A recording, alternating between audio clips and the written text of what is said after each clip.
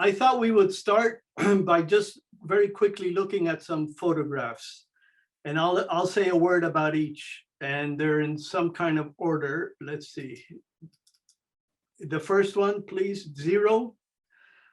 This one is, it actually comes from the cover page of a magazine that I cite in my article.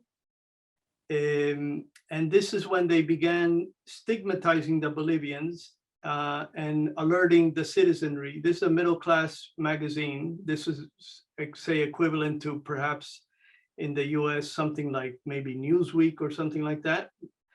Certainly not as, the circulation is nowhere near Newsweek, but it's a middle-class publication. And this was to start alerting the middle class after austerity hit hard, that the Bolivians were taking over the country and soaking welfare funds and criminalizing, engaging in criminal activity and so on. It's all explained in the text. This next piece, the number 2, please, is what a shantytown looks like, the Bolivian shantytown, and it is in these makeshift housings that you get basically the family,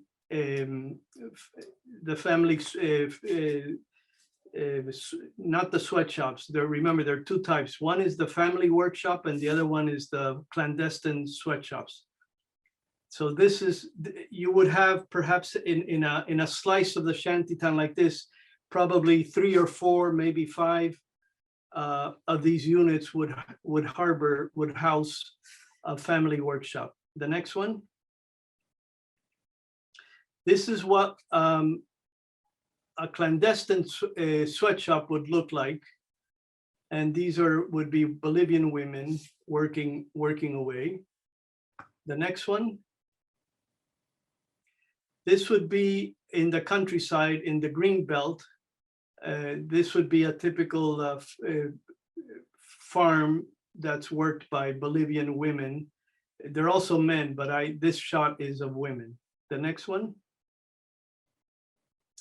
This is when this symbolic election took place in favor of President Morales, when he still had the support of Bolivians in Argentina. As you recall in the text, that changes later on.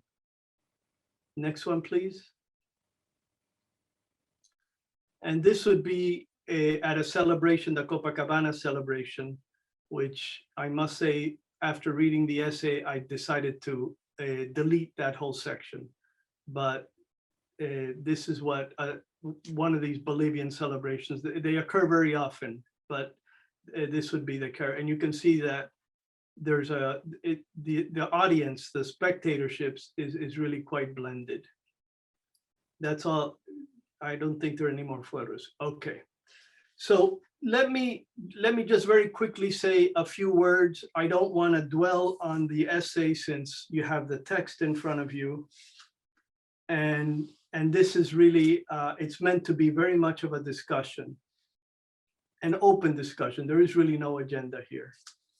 The first point I want to make, which may help you situate my piece, is that this is a part of I'm going to be sending it soon to a journal, but ultimately it will be a chapter in my book, which is a book I'm working on. It's called The Remains of Democratic Life in Buenos Aires in the Wake of Austerity. And the subtitle is Arendtian Perspectives. Now, you'll recall that one of Arendt's most insightful points is that she traces both the degradation, but also the resurfacing and revival of democratic moments. And she traces them to the Paris Commune, the St. Petersburg Soviets before the Bolsheviks took it over and squashed it, the Hungarian uprising, the German councils, and actually also kibbutzes in Israel, and there's several more. And it seems to me that if one wants to rethink her argument, given the contemporary situation, one has to think of assemblyism as an extension of councils, but under conditions of post-democracy. And so what I'm trying to do with this piece is show how a form of assemblyism has emerged in Buenos Aires, but with a very important qualification that this form of assemblyism, which is something that Arendt never dealt with and had really no reason to at the time, surfaced in the informal sector, in the underground economy. And so therefore it has characteristics that are quite distinctive and that have to be accounted for. And that's one of the aims of the work. She, as you recall, Arendt focused quite a bit on speech and action, and how they in many ways work together in tandem to give meaning and to produce public spaces, political democracy, etc. Given the nature of the informal economy and the nature of the Bolivians that I'm working with, it's not the case with all sectors of the informal economy, but one has to tilt the argument more in the direction of action and less in the direction of speech. So that's something that has to be reformulated.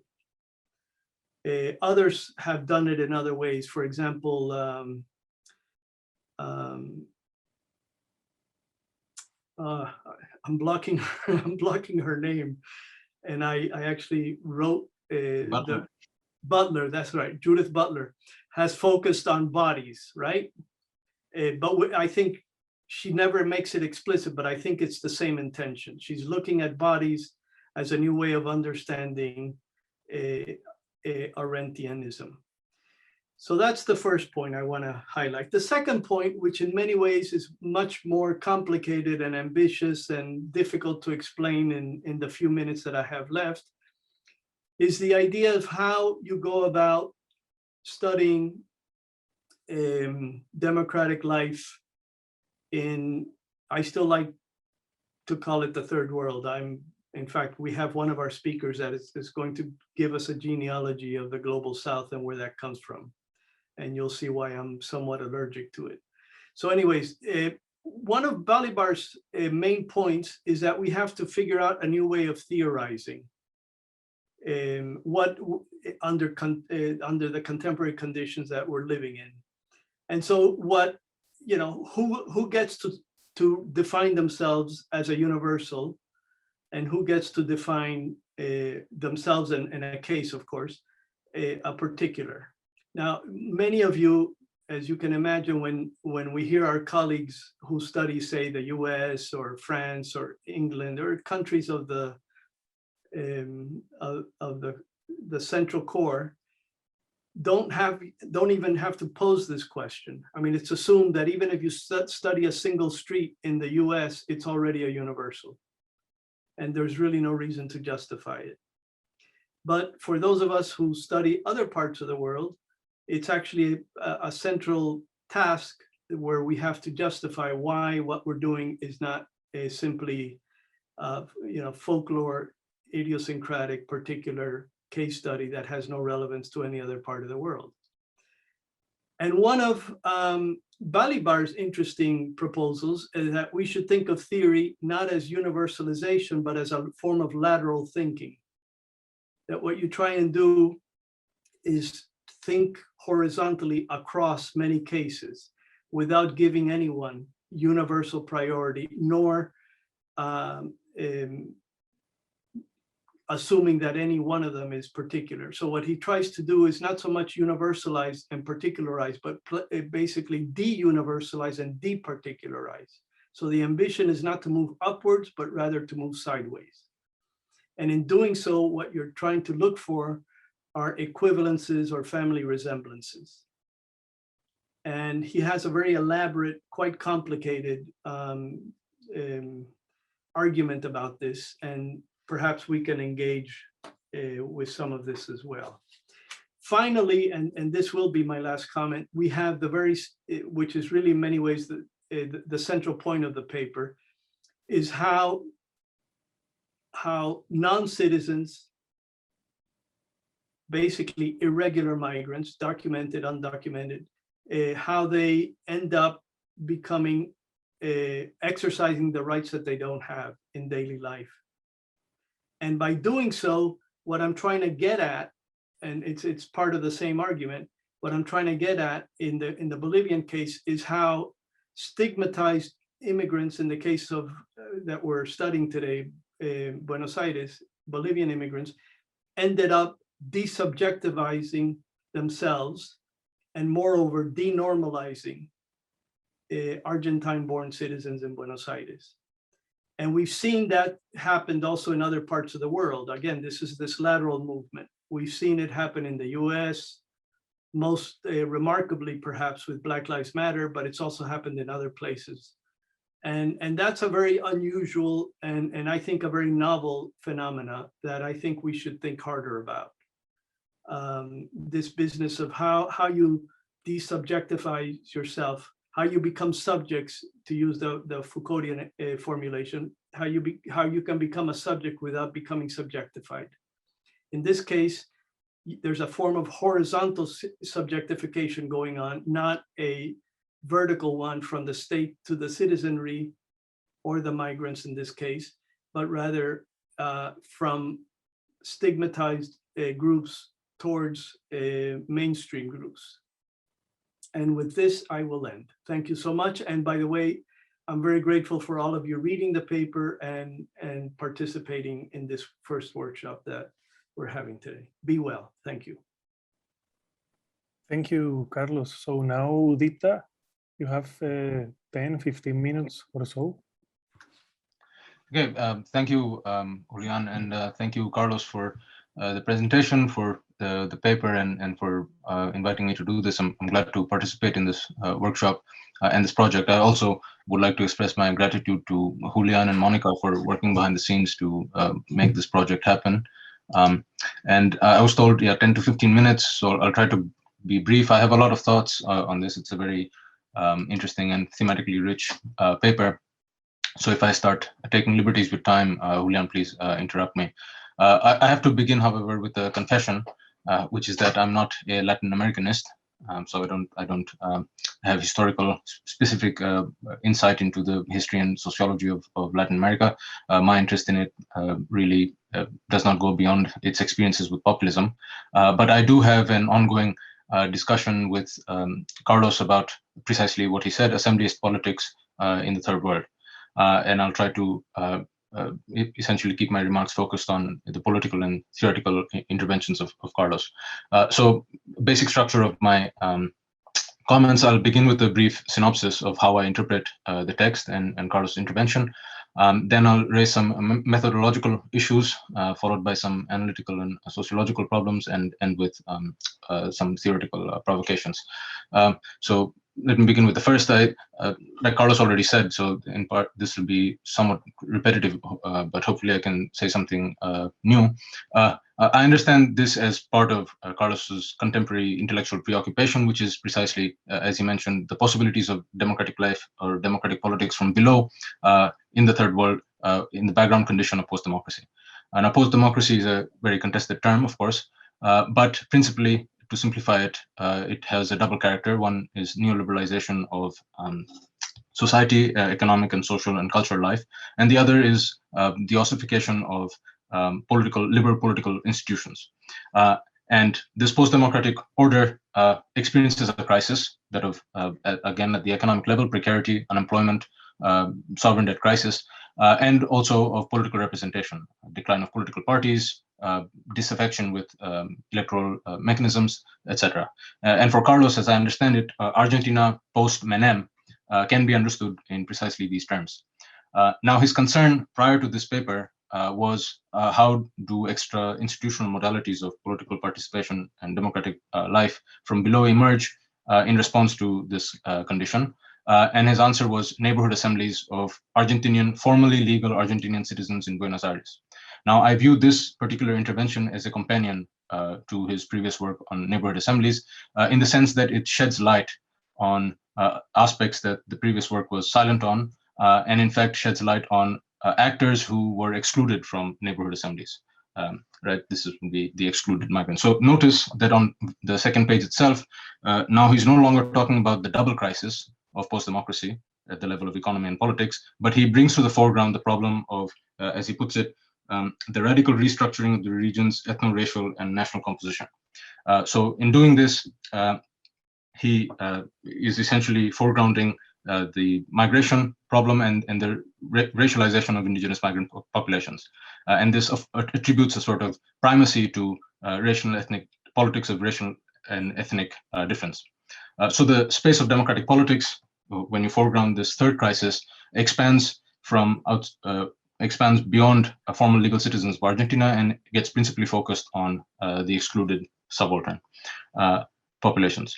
And to briefly recount the argument, which is in a sense the key contribution, the Eurocentric and colonial residual self-understanding of Argentinian elite living in Buenos Aires comes into confrontation with these indigenous populations, principally from Bolivia, who are racialized and marked by anthropological difference. And the subaltern Bolivian migrant populations now are responding to, in some sense, and this is the Bolivar framework, objective impersonal violence of the state and the precarity in the informal economy, but also subjective racialized violence of Europeanized residents. So they're responding to this by engaging in, again, following Bolivar, modalities of what Carlos calls translocal politics of civility. And this is, of course, by exercising the right to have rights, which interrupts this violence that they face, often in response to state repression, economic exploitation, and racial violence. Now, the key argument, as I understand it, and it's a compelling dialectical argument, is that it leads to a restructuring of the imagined political community. And it's a beautiful double movement. Bolivian migrants, quote, transforming themselves into denationalized plebeians, and white Argentinians, quote, de-Europeanizing and South Americanizing themselves. So the politics of the racialized subaltern has a transformative effect on Argentinian colonial subjectivity, which in conferring recognition to Bolivian claims of citizenship evolves into a solidaristic sense of self-understanding. You know, we are South Americans. So let me then move on to some of my critical remarks. They're not all critical, but some of them are probing and some of them are critical. First, at the level of methodology, I mean, the first issue I think that strikes me glaringly is the issue of temporality. So you're addressing a 30-year period, and it seems to me that it would be really fruitful to historicize this period in a chronological way, because it will shed light more clearly on three very, very key processes. One is the process of migration itself, which I imagine is happening under changing circumstances and changing geographies of political economy. The second is the process of racialization of migrants. This, again, I imagine has various moments. You emphasize the one about debate of multicultural politics under Menem, but certainly there probably are other dynamics involved, and obviously the racialization did not happen at once. And finally, and third, most crucially, I think, how Bolivians developed the translocal politics historically grounded in tradition and kinship, also perhaps responds to the different migratory patterns and different moments of racialization. So historicizing and chronologizing these three processes might be a useful way to look at how these processes interact with and what the interplay is between these three processes. The second is the argument about changing subjectivity or altering self-understanding of both Bolivians as denationalized and of Europeans as South Americanized. I really like the fact that you rely on kind of indexical evidence. One is the lack of electoral participation or the withdrawal from electoral support to Morales and Mas by Bolivian migrants after the construction of the highway. And the other one, again, very interesting, is the conflictual public discourse around the statues of Columbus and Juana Azurduy. Now, it seems to me what is missing is, in some sense, the actors themselves, their voice. And I wonder if there is a way of concretizing this transformation that you're tracing by invoking maybe an ethnography of the actor's self-understanding of the changing identity. Certainly, at the level of public discourse, there might be something that is missed, that is internal to the actors themselves. Now to the analytical problems. One, I think, important issue, and I wonder what you think of this, is the distinction between documented and undocumented migrants. Now, it seems to me, of course, I'm willing to accept that Bolivian migrants themselves think of themselves as a member of a community that is undifferentiated according to legal status. I'm willing to accept that. But it seems to me that the legal status might have an effect sociologically on their political capacities and capacities for organization. So is there something that is missed in collapsing both these groups into just one homogeneous group? The second is, again, this is a very interesting process that you lay out. The recognition that is conferred, like you say, by Argentinians to Bolivian citizens or Bolivian migrants claiming to be citizens, claiming their right to be citizens. Now, what I thought was very interesting is that the moments of recognition are also always undergirded and accompanied by kind of instrumental and transactional discourse. I noticed three very key moments of this. First is Bolivian migrants themselves saying, we are not paisanos, right? We are not the bad migrants. So there is a claim about being useful to Argentinian society. Then the second is the moment of public discourse in Argentina itself, which recognizes Bolivian workers as instrumental in preserving the textile, the agricultural industry. And third is Argentinian residents who rely on Bolivian migrants for domestic help. They too, in conferring sympathy and dignity onto the workers, are nonetheless operating in an exchange logic. So it seems to me the subjective transformation of Argentinians that you trace is plagued by this deep kind of antinomy, one of conferring dignity to migrants, to view them as real humans and citizens and fellow humans, but at the same time subsuming them under some kind of instrumental logic of they're actually useful. These people are useful. So how do you resolve, or do you see this tension playing out in this subjective transformation? Now to the theoretical problems. How am I doing on time, Julian? Good. Okay, that should be enough. So first, your theoretical ambition, as you lay out, to departicularize the Bolivian translocal politics. I think I totally agree with this, and I think you successfully achieved this. And I hear you here arguing against people like Glenn Coulthard and Jakit Singh, members of the decoloniality and indigeneity school, who advocate for a politics of secession, right? And this has always the danger of devolving into claims of nativist sovereignty. Not always, but still there's always that risk. And the Bolivian migrants are making non-territorial claims for rights, which is distinctive. So there is already in what they do, in their actions, a kind of non-local, non-territorial ambition. But the other side of the argument, the de-universalizing Balibar, it seems to me a more complicated task. And I'm wondering what exactly is involved in this translation.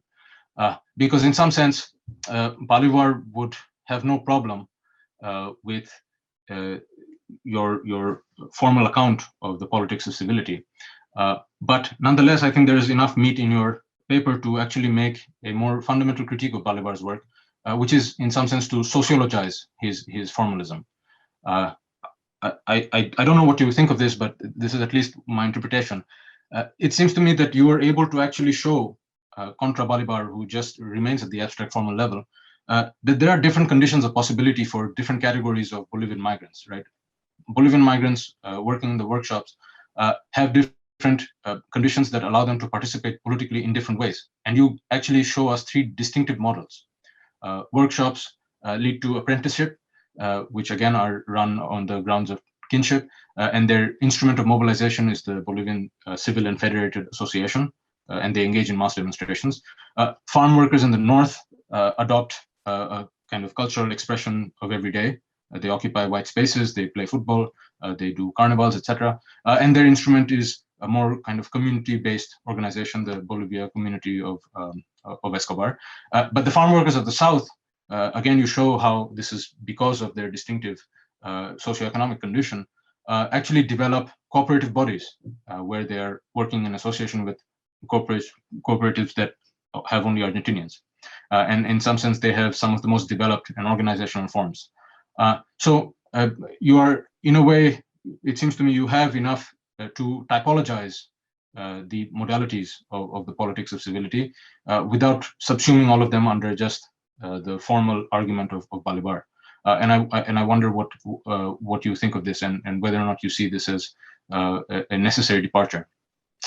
Finally, on Balibar and his theory of citizenship, for understandable reasons, and I think this goes to your affection for Rancière, you emphasize the moment of insurrection or desubjectification. But for Balibar, this is always inscribed by a dialectical moment of constitution, right? That is, how again do you reorganize or rethink conceptions of community? Now you show that there is a fragmenting of community, or there is a fragmenting of Argentinian community, one that again wants to keep thinking about itself in European terms, and one that actually tries to South Americanize itself. What do you think is at stake politically, legally, in this fragmentation? And what do you think are the possible results? Are they really, do you really ascribe hope that they would lead to alternative, non-statist conceptions of political community? I think I have my reservations about this kind of fragmentation. So I have other things that I'll probably try to integrate based on where the discussion goes with other participants here, but I'll stop there. Well, thank you, Udeepta. I don't know, Carlos, do you want to collect additional, or you want to react first? I would like to just say a few words, because this is very rich and dense and complex and intelligent, and it's some of these points I had never considered, and they're actually worth considering. And I think I would like to just say a few words. The first one is on the historicizing,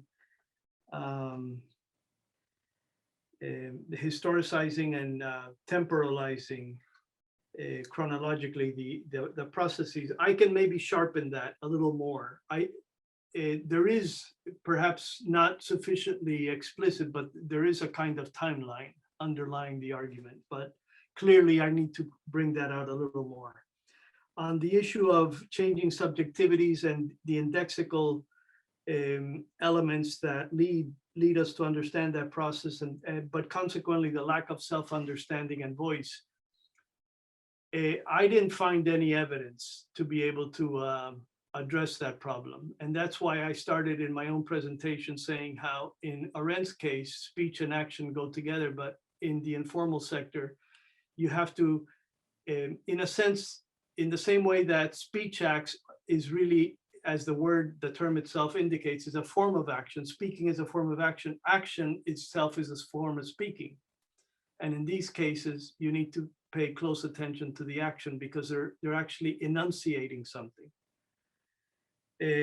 On the third point, the analytical problem of documented versus undocumented and the way that's mediated through legal status, I think that's actually true, and I think that's correct. But I didn't find any evidence to be able to sustain that point. So I kind of tried to camouflage it in the text so that it doesn't disrupt too much the argument.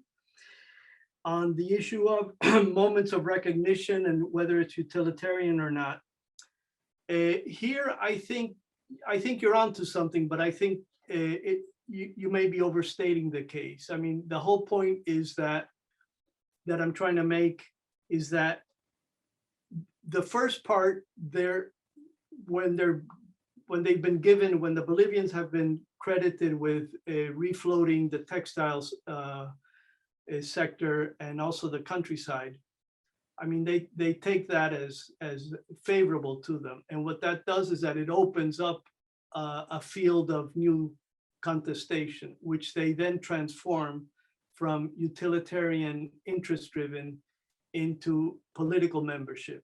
And the fact that they go on strike, for example, and from that strike, they then are able to pressure the government, the city government, as well as the national government, to be granted a number of rights, including this migratory status. Argentina has right now, because of the Bolivians, has probably the most open borders on the planet Earth. is really not rooted in utilitarianism. It's really, it started that way, but it got transformed along as the process evolved into a political process. So I would differ. And your other, with the paisanos, the workshops, I would say the same thing. The theoretical problem, this is very intriguing, and I very much like the way you formulated it. It's formulated in a much sharper way than I did. How to socialize Balibar's formalization. I think this is something that I need to think more on, and I'd rather not say much more right now because I'm not prepared to do so. But I think this is a very intriguing, and I think this will be very fruitful. And lastly, the business about Balibar's focus on constitution versus insurrection. I mean, what I'm trying to do is actually show or argue that perhaps there's a third alternative, and it's neither constitution or insurrection. It's and here I go back to the Foucauldian claim that all they're asking for is to be governed in a different way, and by being governed in a different way, they can actually exercise more rights as democratic citizens or non-citizens. And with this, I'll end. Thank you, Carlos. So now we invite all the participants to join the discussion. So if anyone wants to jump in, you can either raise your hand or just unmute yourself. Any questions or comments? Benoit? Mm-hmm. Yes, I have a couple of comments, but first of all, I like the dialogue, the introduction between Carlos and Udeepta. Those are very fruitful points of discussion. I want to push back a little, Carlos, if I may. I think, you know, in terms of the evidential part of the paper, I feel that you claim that there's been a movement that led to this de-Europeanization, denationalization, etc., is rather thin. And I wonder whether it's not the fringe of the urban spaces where you see this results that you describe in the paper. It seems that the space of virtuous civility and the actual positive expression of subjecthood, the constructive sense, occurs really in the space of interaction where you have the migrant community. And I'm not sure from what you describe whether you can make this case that in Argentina, in Buenos Aires, everywhere you have the same shared results. So that's a kind of a question mark I also have in terms of the evidential part. You know, the argument about non-citizens ending up being citizens, producing of, you know, political participation, etc. I think I'm reading your piece more in the Tocquevillian, in a Tocquevillian way about the argument of association relations, etc. And I don't see the evidence of, and I'm sure you have, but you know, in the paper, I don't see enough of the evidence at the individual level. It seems that, you know, it's the results of cooperatives, it's the number of association, it's the work that association do, etc. So what we, you know, and to put it in a different way, we talk about meso level type of outputs, and I don't see much of at the micro level. And so those are questions I had. I wish I could see more of evidences to reinforce your claim. And then another point has to do with the plebeian, and I hear you about the context of post-democracy, and I see what you're doing with the civility. At the same time, I was thinking a work like Mezzadra, Border as Methods, that deals with the question of labor extraction, migration, the production of difference, etc., would also bring a lot of elements to the fore, especially when it comes to labor, right? So how do the categories of plebeian, post-democracy, civility allow us to capture that reality of the practices generated by capitalist interaction, and you know, how does how do you perceive the invitation that Mezzadra has with the co-author about the translation of local practices, the question, the practice of translation. So those are the two main comments I had. I also want to say that like Udeepta, I felt that the Balibar sections, while a good idea, the way it is introduced in the paper somehow falls short, and it's bulky or out of context to a certain extent. I think it's kind of bizarre for a paper where you engage with the decolonial and the colonial reality, that you seem to have a very rosy understanding of Europeanization and the process that happened through borders. On page 8, the colonial context was also important for Europe. That's what made Europe the object it is, the capitalist object it is. So I'm not sure Balibar would share your understanding of Europe, but that's a side point, I guess. It's only a minor characterization of how you describe the output of Europeanization, or the crossing the borders that's on page 8, and the obtention of social and political rights in the European context. I thought that was not really accurate. But really, my two questions are the evidential for the citizenship type of engagement at the individual level, and what do you make of this idea of border as methods? Thank you. Thank you very much. Thank you, Benoit. So maybe we can collect one or two more questions, observations. Two, but not more than two, because these are all very dense, complex, intricate comments. Perfect. So anyone else who wants to, maybe a related question? You can, yes, Monica?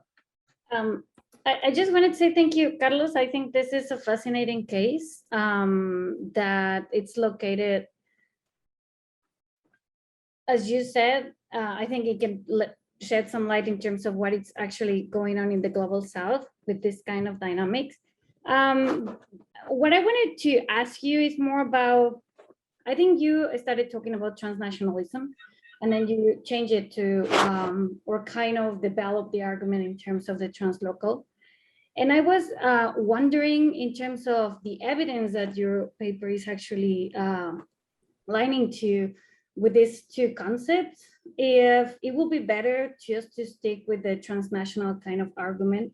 I think translocal, at least in migration studies, it's also coming from this idea to go over the nation state. And I think it's the argument that you put at the very beginning with Bolivar, that it needs to go over or surpass this idea of the relationship with government entities. And in that sense, I think the evidence that you actually suggest at the end when you're trying to locate these translocal politics, it's this relation of how they actually nationalize in terms of the identity, to say that they are Bolivians, to go to their government, to make pressure, to make negotiations with local governments in Argentina.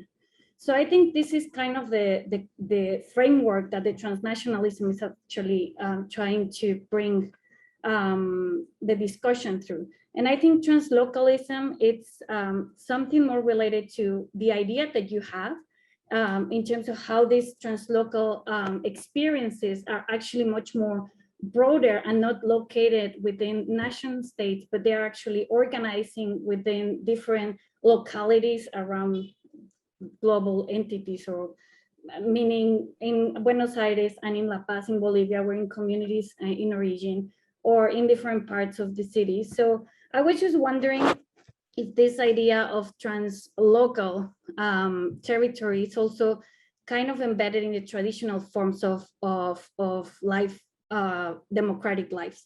And we are kind of, that's what I saw the evidence in terms of how we need to connect democracy to very specific actors and institutions to make it work.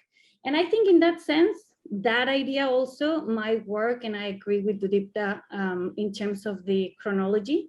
And I think that the chronology and more temporality I think it can help you through also bring some of the debates that are going around in terms of some of the terms that you're using. For example, I was kind of very interested in the South American, is like all this idea of being South American, but it was, you didn't kind of mention anything about UNASUR, for example, or the Mercosur kind of agreement. And I think that was also a kind of a context in which all these situations were possible in terms of identity and how you connect them. And for example, the 2004 law, which was very important, it was, as you said, is one of the laws in the continent that is most progressive in terms of migration, open, and it gives documents, provide documents for undocumented people that make them life, get to institutions, access to institutions, education, health, all these kind of issues that came in the 2004 law. It's until your last section. So I think chronologically, this is another part of the context which can be delineated at the very beginning to understand also the kind of, as what Udeepta was saying, what were the migration kind of discussion debates going on, that the race of the Bolivian immigrants movement were actually also bringing the conversation and push a little bit forward. And the pressure also that it was transnationally, because the pressure was out and then coming back to Argentina. So I think that was the two ideas in terms of the concept that I was kind of following through the text. And also maybe just for the sake of clarity, I was thinking this idea that maybe it can be clarified, that at the very beginning, you also said that the Bolivian indigenous are actually rejecting the national state of Bolivia, but then they are actually embedding like the idea of indigenous Latin Americans. So I think this is a kind of a context that for a broader audience, it can be better delineated in ways that you can understand South American, Latin American, the nation states in terms of what is the flow of indigenous populations around South America.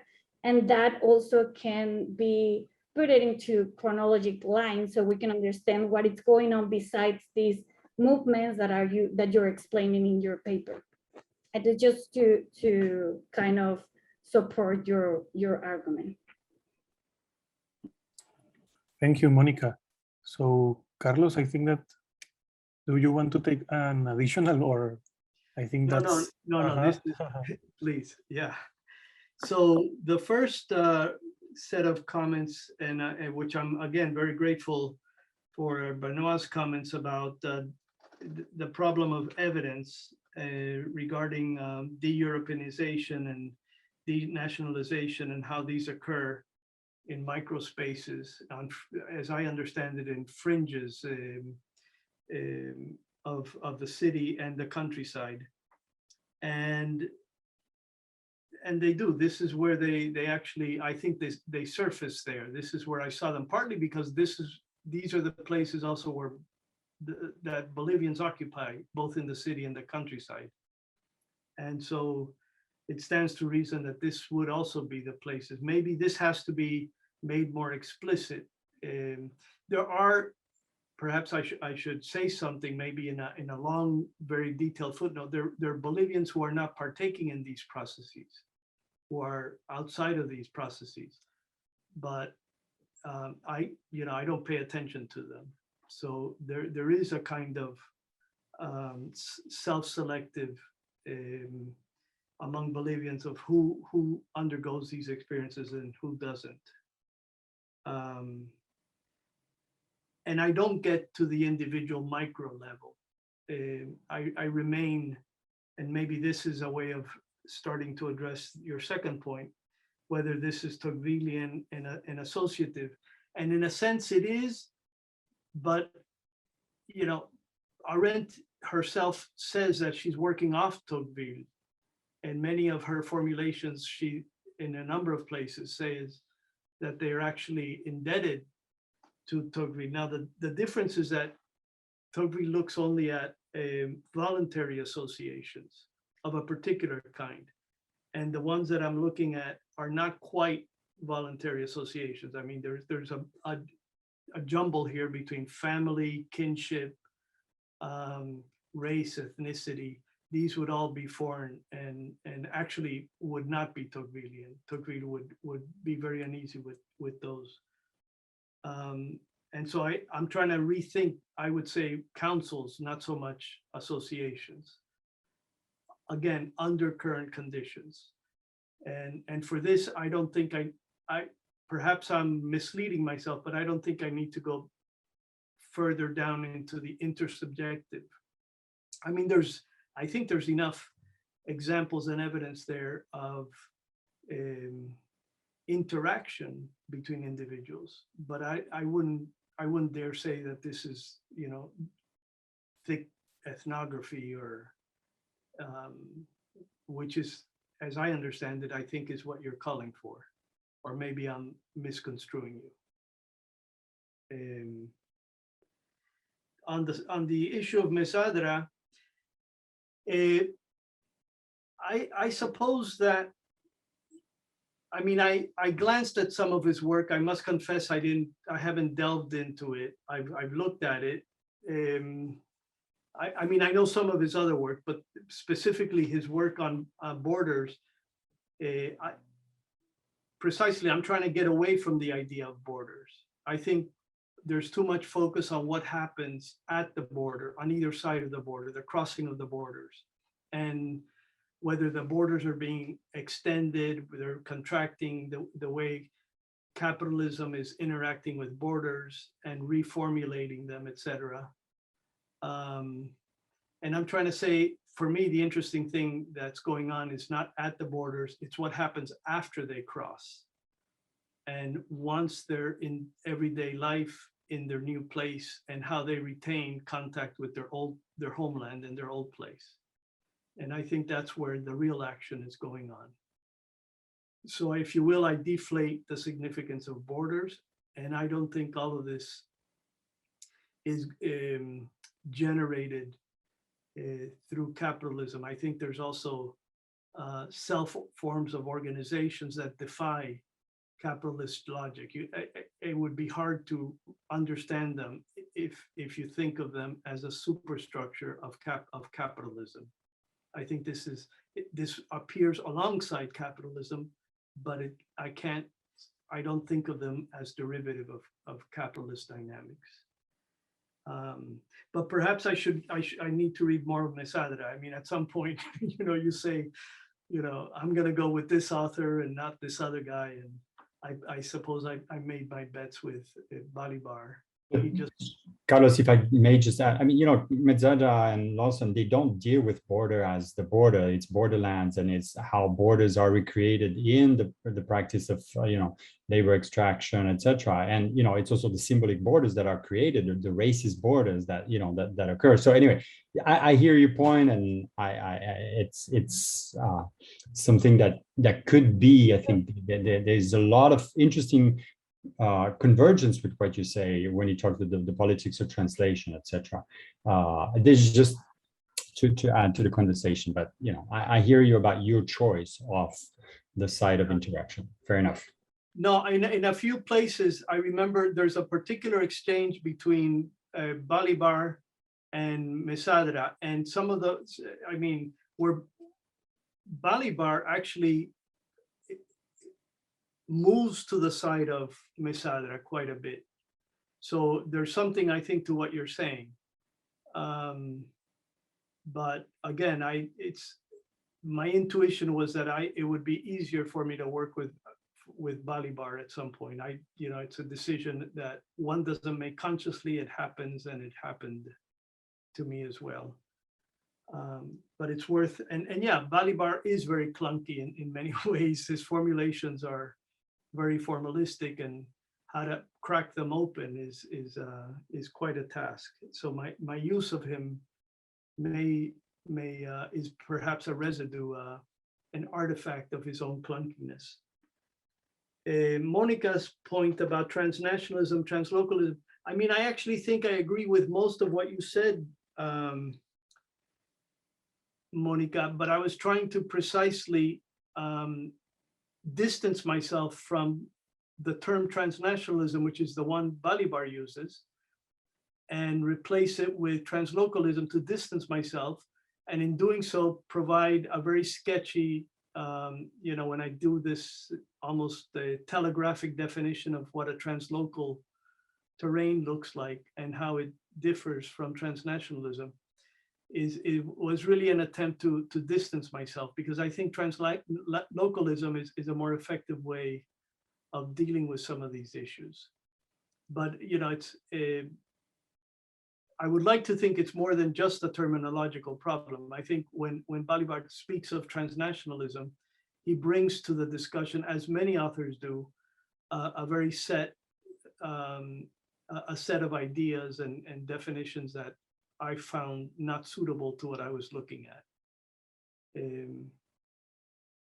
So, I mean, I agree with what you said, but precisely because I agree with them, I think that translocalism may be, for me, the way to go. And in doing so, I'm reaffirming your points. If I understood correctly. Yeah, can I just say one thing? I think Yeah. also the only additional kind of comment in this regards is that I believe that maybe if you can actually develop a little more of this idea of the group that you are, or the case study that you are portraying, what I read, or what I have the feeling that you think of Bolivian immigrants as a homogeneous kind of group. And I think in that sense, it tends the whole conversation going into, like, if there's no dispute, or if there's no conflict within the group, if there's no different interests within the group. And I think through history, you actually show at the end that they have different interests, one that they support Evo, the other ones that are not, like, pushing back. And I think those are also the kind of ideas that if you think through the groups, within the groups and the intersubjectivity, you can actually develop a little more of the evidence in terms of the translocality and how they actually connect to other entities that are not necessarily related to specific entities of government, for example, and how that interest are running through what they actually live through in their everyday lives. Yeah, this I could do. I mean, there's plenty of fissures in the group and fragmentations that I can underscore them. That would not be difficult. And you're right. I mean, you coincide with Udeepta's on the issue of chronology and historicizing, which adds additional evidence that I need to look at that more closely.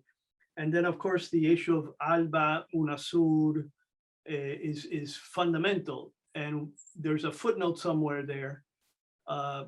There's a professor from a law school professor who says that, in fact, all of these proposals really got going after the Bolivians started making demands on both Bolivia and Argentina. And that had not been properly understood up until now. Everyone assumed that it was a top-down process, that it began with Alba and UNASUR, and they plopped it onto the two countries, Bolivia and Argentina, and that Bolivian immigrants, in a sense, were the beneficiaries, passive beneficiaries. And what I'm trying to show is that the reverse, that it began with Bolivians and it was then taken up by Bolivia and Argentina.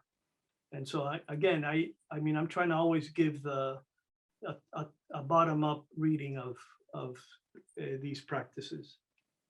And then the flow of indigenous peoples and Bolivians in particular, and how that's reconfiguring the whole space. I mean, that's actually right. Actually, and if you go back, there's very solid scholarship, very solid,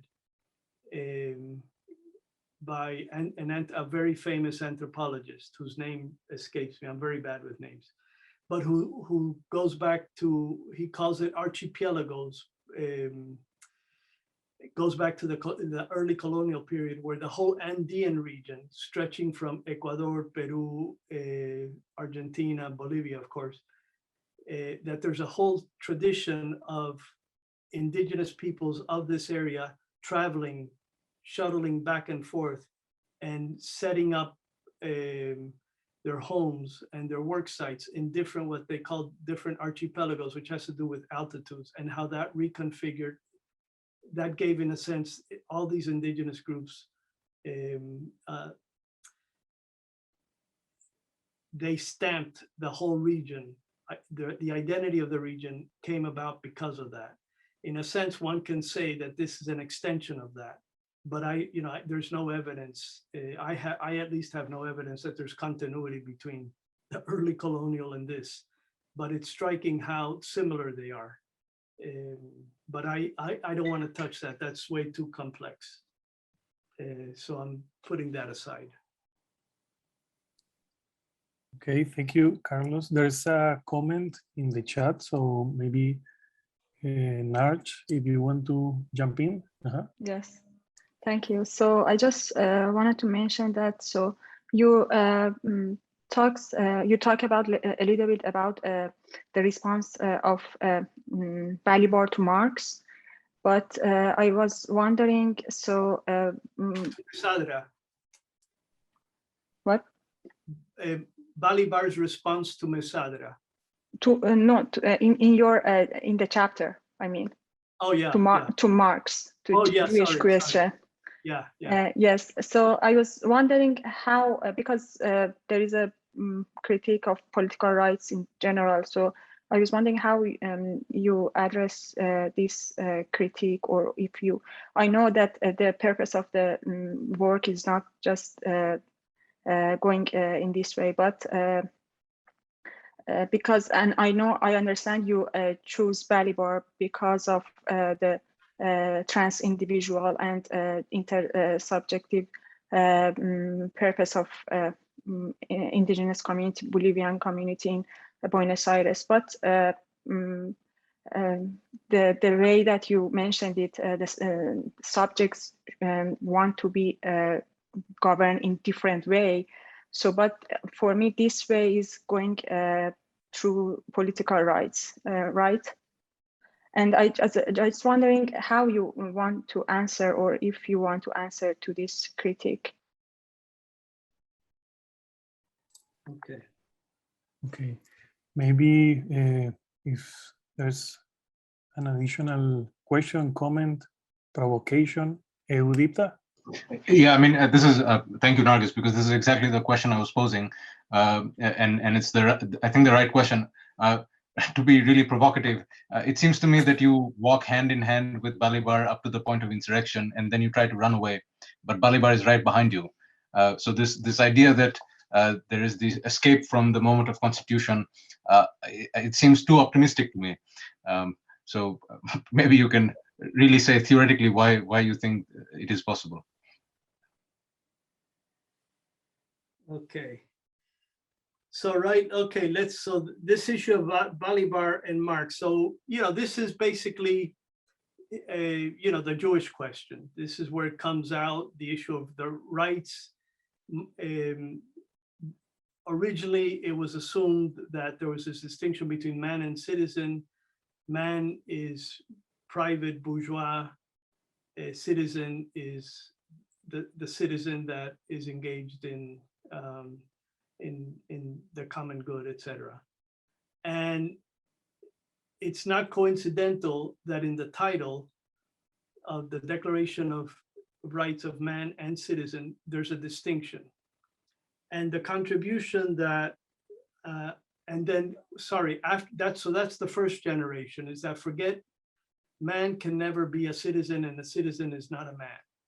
So in a sense, they were opposites. And then after that comes Arendt, who says that the only ones that can have rights are people who are recognized by the members of the political community.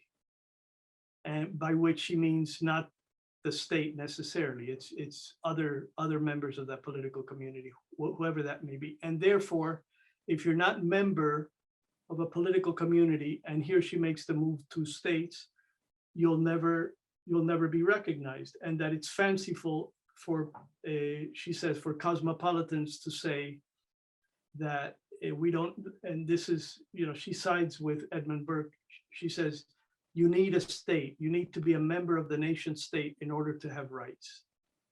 And if you're not a member of the nation state, no transnational, no, the United Nations, nobody else can help you. So in a sense, she's saying, she's moving the argument in a slightly different direction, but it's still part of the debate. And then, you know, Lefort comes along, and then we end up with Balibar. And Balibar says that in fact, man and citizen are actually twin brothers or sisters, in the sense that they're actually one and the same. They're not two figures, they're one and the same. And the reason they're one and the same is because to have rights means to be able to exercise politics wherever you are. That's the right of a man and a citizen. And there is no difference between a man and a citizen, because both have equal rights to practice politics. And that's the rights to have rights. Now, I don't get into the subtleties of this argument. There's a colleague, James Ingram, who I cite, who's done, and also there's a colleague at Columbia, or Barnard, Aiten Gungdogdu, who's done fabulous, absolutely fabulous exegetical work on this. And, you know, I will defer to them. And you know, in the footnote I cite on page 5, I give them enormous credit, because that's, I mean, for me, it was also learning enormously from them. Having said that, I think Balibar is absolutely right that political rights have an emancipatory quality, and that to the extent that they are generative, open-ended, and they can be used to contest all forms of oppression. But having said that, and you know, somewhere in the text, I cite the fact that the Bolivians at some point say that the mothers of the Plaza de Mayo and other groups who are always hailed as being in the Argentine context, but also elsewhere, as defenders of human rights, actually have a color-coded understanding of rights, that these rights, political rights, apply to basically middle-class white urban peoples. And so the Bolivians defy that, and they say, no, we don't agree. Rights can also apply to us. We too are human rights. We're part of humanity, so they should apply to us. Also, the Bolivians, and this is where, again, I'm going against Balibar, when the Bolivians say, we don't want any human rights groups to represent us, we can represent ourselves. And by insisting that you can represent us and you force us to subordinate our own sense of self to your fanciful understandings of who we are, you're actually depriving us of the right to represent ourselves. And so again, the rights becomes an open issue, and the Bolivians use rights to challenge human rights organizations, which I think would be, in Balibar's context, somewhat paradoxical. I can't say it contradicts his argument, but I do think it presents quite a reversal of what he would expect if you follow his argument. Does that? I mean, I'm trying to walk a fine line between, I don't think there's a contradiction. I think there's a paradox here at work, and I'm not trying to flatten it out. I'd rather retain the tension between his formulations and what I see Bolivians are doing with the issue of rights. Okay, so maybe an additional, Aura, and probably Yes. someone else. Well, yes, go ahead, Aura. Sorry. Thank you, Carlos, for this. Thank you for this piece. It's very interesting. I'm not an expert in Bolivar and not expert in this like political, like theoretical understanding of the world, but I think that something is very interesting here. Maybe it's coming from this paradox that you are talking about and human rights and they, like the Bolivians against human rights. And I see like there is like an economic issue happened here, and you say in page in page like 30, you say the income they earned from the sale of their surplus produce provide this Bolivian family with the resources to exercise their right to have rights. So I think that is like the economic earns that they are having, that particular types of Bolivians have the right to have rights. I don't know if everyone, I don't know if all migrants that have these similar particularities of them. So I think that is something that is happening here at the time, that is like the capacity to earn money that make them available to talk for themselves. Yeah, to maybe go in a different, like move in social class that allows them to have or to talk about rights. So maybe this entrance to the market is the possibility that it gave them the possibility to talk about that. And yeah, I'm thinking about that only because, yes, we talk about multiculturalism, that is also something that is very neoliberal and came into, yes, to this particular like context. So yes, I'm thinking that the economic context of these particular Bolivians allows them to say that. But this is only my only comment. I don't know if I think that can help you to make distance from Bolivar, or I don't know. Thank you, Aura. So probably, I mean, while someone else, okay, Monica. I spoke, so if there's someone else, I can stop. No. Is this the last round of questions? No, I think that we can do, this is the almost to last, so we can do an additional one. Mm-hmm. I do have a question, but if Monica wants to go ahead, I can ask later. Okay, we'll just go quick. Awesome. All right. I just wanted to make a comment that I'm not sure if that helps also, because I remember a conversation with Carlos before about autonomy of migration and the work of Mesadra, and how this actually can also help through the work that you were doing. And I think what and it also like, it comes with the question of Udeepta in terms of how we are actually kind of going back.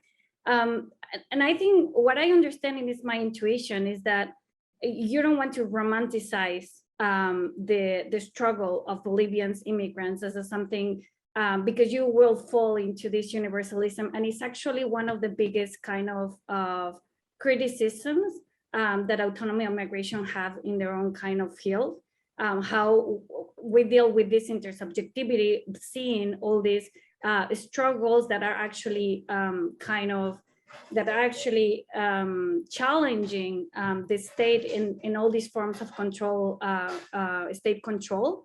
But in the other hand, it's I think what also Benoit was suggesting in Border as Methods is that it's also a way in which you can understand capitalism and the forms in these subjectivities are actually embedded in everyday lives of people. That it's actually the comment that Aura was saying, how this economic kind of a specific phase of the community, and how they are actually bringing another forms of organization, but the context as well, economic context, is actually allowing them and enable them to actually provide for their lives in Argentina. It's something that it can actually shed light in terms of the new struggles and how they're actually creating a paradox in terms of identity, in terms of how they're actually engaging with the capitalism and neoliberal kind of economic that was raised and it was in Argentina, but also how they're actually contesting the states in any other forms. So I think in that sense, I agree that in my Borders and Method, it can give you a clue, but also I think you should be also very careful, and it's my question that I do myself to my work, how can not fall into romanticizing a struggle just because you are kind of doing this anti-colonial kind of paradigm that you try to raise the story from below. So I think that connects a little bit of the useful of Borders of Method, but also this idea of how we can actually you can actually touch upon a little bit more in terms of how the economic system is actually there, not only like as a superficial driver. Thank you, Monica. I think that, Jan, do you want, your question is related to this economic? Not really. Yes, so probably, I mean, I can say something related to the economic, and then we can stop there and collect a last round of questions, observations, and preferably provocations. So in this relation to what Aura and Monica were saying, I was thinking, well, I have a comment and a provocation, but the provocation for later.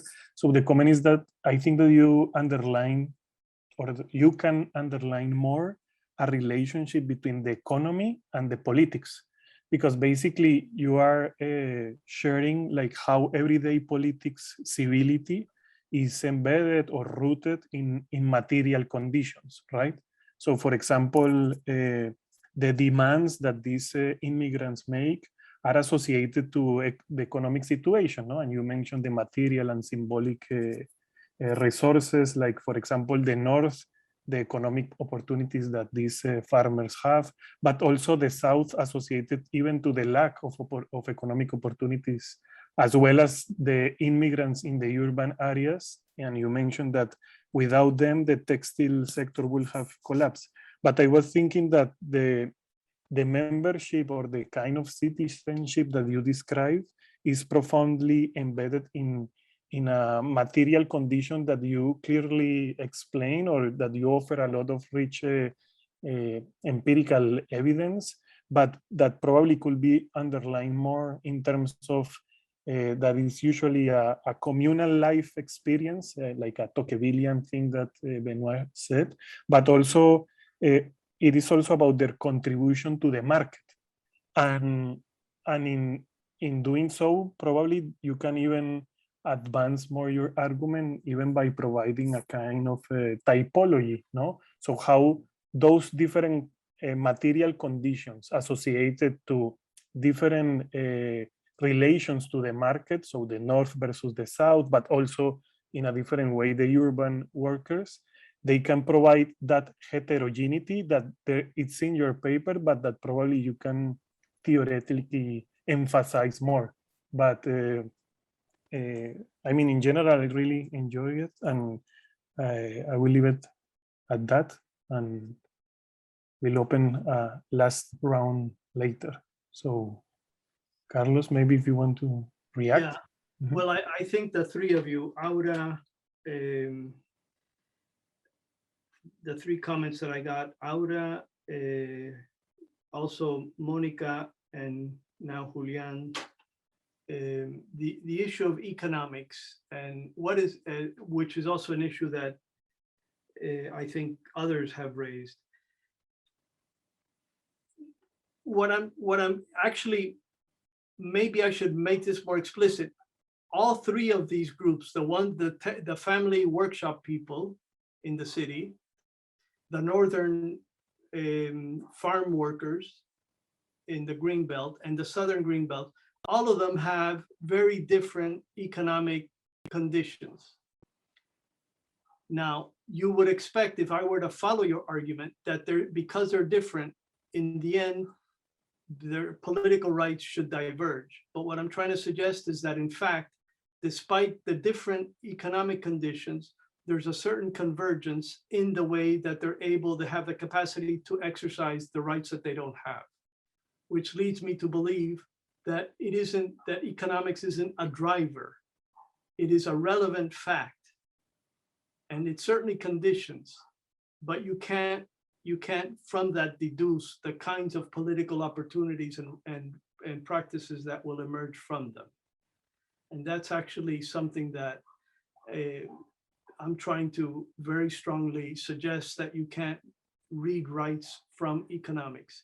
And that leads me to the second point, which goes back to Benoit's point that now Monica takes up again on the Mesadra issue of boundaries. And I mean, one of the reasons, and how states really, the business of that the state is actually, in Mesadra's formulation, it is it expands and contracts, it moves. I mean, I find that very appealing and enticing, but I also think it's it's way too plastic and mobile for me. I mean, I still think states really are, it doesn't move around. I understand that, yes, state boundaries occur wherever inside a nation state between, rights-bearing peoples and non-rights-bearing immigrants. And it's there, and it's continuously there. But what I would like to reformulate it is that in my work, what I find more interesting is to understand the boundaries of rights and how they expand and contract within the nation state among irregular or undocumented immigrants and citizens, and how that boundary is actively shaped by citizens themselves, not just capitalism. So I'm displacing the argument in two ways. One is that I want to get away from the idea of state boundaries, and I want to replace it with the issue of rights. And secondly, I want to focus primarily on the role of immigrants and not so much on markets. Although, again, all of them are relevant and all of them condition the dynamics, but I'm giving privilege or primacy to rights and to immigrants, not to states or to markets. Okay, thank you, Carlos. So we have John, and then Emma, and then Susana. All right. Hello, everyone. Thank you, Carlos and Udeepta. This is really interesting, and I really enjoyed the whole conversation. And I think this is something that we didn't get to talk about, but I believe your last point, Carlos, about the rights they don't have, kind of touched upon this. I wanted to ask you about the part where you start comparing sweatshops versus workshops, page 19 and onwards, because that's something we didn't talk about, I believe. And I'm asking this question only because I didn't really see who we are specifically talking about when we say Bolivian immigrants. So I checked, women only mentioned once in the article, children mentioned 3 times, and all of those times you actually talk about their summer camps, their football games. So we don't see if there is child labor involved, and especially the part where you talk about their workshop experiences and how they frame it as voluntary experiences. We have a similar, sweatshop, workshop kind of comparison and debate going on in Turkey right now because of all the Syrian and Afghan refugees. And many of these refugees and like these immigrant workers who actually don't even have immigrant status because Turkish government just decided to open the borders, as some of you might probably know, are relying on child labor, right? So I would like to see, who we are actually talking about when we are talking about the Bolivian immigrants, especially in their experiences with the sweatshops and workshops. And also, I think there is more meat to it than, I really love the comparison between sweatshop and workshop, because you can see why they would love to work at a workshop, because they get to, have their own workshops later on. So they build a life off of that. But it also kind of, gives you that like small stories where they get to socialize more and they get to, build these associations.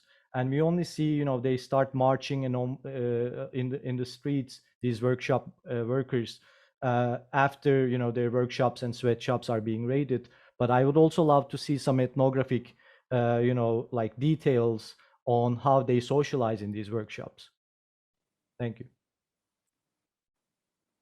Thank you, Jan. So Emma and then Susana. Thanks, Julian, and thank you, Carlos and Udeepta, for this encounter. I have many things. Carlos is an astounding paper, and also I'm actually, as usual, I'm happy because I see myself in many of the of the field work you mentioned, because I remember being there sometimes. So that was particularly near San Mataderos or in La Salada. But I wanted to, the main concern I want to raise is something that sometimes you do, or perhaps in the entire paper, is that you create a binary structure or dynamic between fair skin and dark skin that in a way regrettably ends up reproducing and reinforcing the idea that Argentinians are inherently white or Europeans, and that they're all actually descendants or actual white settlers, when in fact, you know very well, better than me, that's not the case. And so in a way, for example, when you talk about the police going to no, it's not persecute, but anyways, to persecute Bolivian migrants and non-migrants, it's like the police is fair skin and the migrants are dark skin, when in reality, we know that the police in Argentina, most of the police officers in Argentina are dark skin. Many of them are actually third generation Bolivian or Paraguayan and mestizo, or what might be equal to mestizo in Argentina. It's quite complicated to talk about race in a country that doesn't recognize race and doesn't consider itself white, even if they have a total masturbation about being white and European all the time. But that is something it's the only thing I actually want to raise here with little time, because it might actually make your argument, I don't know if it make your argument weaker or not, I don't think so, but you might get some pushback from this, particularly from this famous anthropologist in Argentina, may you know her, Silvia Hirsch, who has worked on these issues of indigeneity and whiteness and mestizaje. But in general, I mean, the paper, as always, is great, but I wanted just to raise this. I'm also curious why you don't mention Bolívar Echeverría, but I understand also it's a lot to tackle. But thank you, that's all. Thank you, Emma, and then Susana. And yes. So hi everyone. Thank you, Carlos, for presentation and for writing the paper and sharing it with us. I think. Okay. I think. I mean, I really like the case you're studying and looking at. I think Monica already touched upon this thing I want to mention again, but I was wondering if you, I mean, I wanted to hear more about the relationship between what you called the nationalized plebeians with the refusing of becoming indigenous citizens, just because, so the example you give is that throughout the years, Evo Morales became less popular, let's say, among these communities of Bolivians in Argentina. And actually, and so you say they, in a way, rejected, right, his government to some extent, and then you equalize, or that's how I read it, this unpopularity, let's say, of Evo with refusing of indigenous citizenship. But I didn't, I mean, I think you could say more about that. And also because I'm just thinking about indigenous communities or Mesoamerican communities, as they want to be called in Mexico, that they actually reject every, let's say, a state institution and institutional dynamics like voting and citizenship in a way. But in the case in the case you're looking at, in the Bolivian, with the Bolivians in Argentina, in Buenos Aires, they actually perform, right? The evidence you give is that they perform this voting session, right? Because they're not allowed, or they cannot vote as immigrants, right? And so they actually ascribe to the institution of voting, right? And then they also claim for dual citizenship. So I'm just wondering if you could say more about this, about the relationship between refusing indigenous citizenship and becoming denationalized plebeians. Right. thank you, Susana. Probably since we are having a couple of minutes, in that vein, I just wanted to jump in and say probably something about the nationalized plebeians for Carlos, which is, it's a provocation, and I wanted to ask you if this nationalization could be understood, for instance, as, I don't know, like multinationalization or even a kind of recursive dual nationalization, just because this kind of recursiveness in claiming or even in rejecting nationalization is a kind of everyday form of resistance. And And in a way, in criticizing their nationality, they are also recognizing it, right? So the process of doing that, I am not sure if it's a denationalizing process or instead a kind of recognition or complex recognition. But I mean, probably as you say more about this, as Susana asked, maybe that will help. And probably that's it for now. So I think, Carlos, you have the last word, and thank you all. Okay. So this is the way I would group these three last questions that have been discussed here. The first one by Emmanuel, the distinction that is somewhat rigid between fair skin and dark skinned. And is that valid in a country like Argentina, which is, doesn't recognize race even as a public category of classification, and denies race as a factor in political life, and yet has a very strong history of settler colonialism. And then Susana and now Julian's point about this link between the chain would be first the indigenous Bolivians in Buenos Aires seeking the vote and performing an election, a symbolic election, and then their desire to be citizens, and then finally the third step, their demand to be denationalized plebeians. And I think underlying these two questions, the question of race and the question of the link between indigenous or indigeneity and denationalized plebeian, is actually the unspoken issue that we haven't addressed here, which is the issue of settler colonialism. And what I'm trying to suggest here is that settler colonialism, which has been highly, it's back on the stage, it's becoming, I mean, there's an entire journal now that's coming out on settler colonialism. It's a big debate in Canada and New Zealand, in Australia and South Africa, etc. I actually think this is a very dangerous